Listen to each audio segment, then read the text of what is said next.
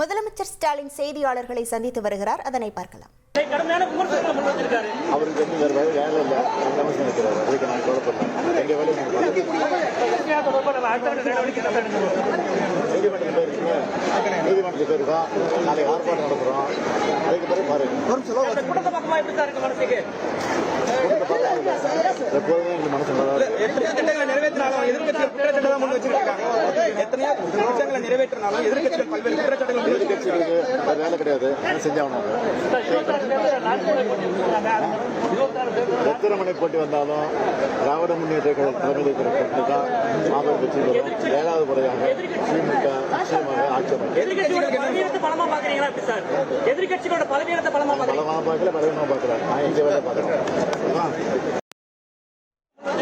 அவருக்கு வந்து வேறு வேலை வேலை இல்லை, அமைச்சர் இருக்கிறார். அதுக்கு நான் கவலைப்படல. எங்க வேலையை நீதிமன்றத்தில் போயிருக்கீங்க, நீதிமன்றத்தில் போயிருக்கோம். நாளைக்கு ஆர்ப்பாட்டம் நடத்துகிறோம். அதுக்கு பிறகு பாருங்க. எப்போதுமே எங்களுக்கு மனசு எத்தனையோ திட்டங்களை நிறைவேற்றினாலும் எதிர்கட்சிகள் குற்றச்சாட்டு தான் முன் வச்சிருக்காங்க. எத்தனையோ திட்டங்களை நிறைவேற்றினாலும் எதிர்கட்சிகள் பல்வேறு குற்றச்சாட்டுகள் எதிர்கட்சிகளுக்கு வேலை கிடையாது, செஞ்சாகணும்.